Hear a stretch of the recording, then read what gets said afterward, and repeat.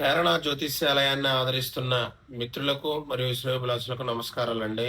ఈరోజు మనం మాట్లాడేటువంటి టాపిక్ ఏంటంటే మ్యారేజ్ అస్ట్రాలజీ. సో ఈ మ్యారేజ్ అస్ట్రాలజీలో ముఖ్యంగా కొన్ని దోషాలుంటాయి.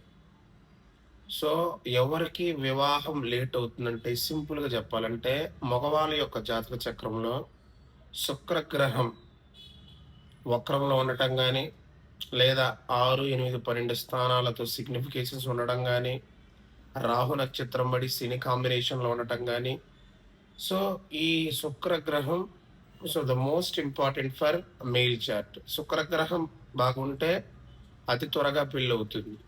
శుక్రగ్రహం గాని నెగెటివ్ అయితే so it will be delayed అని.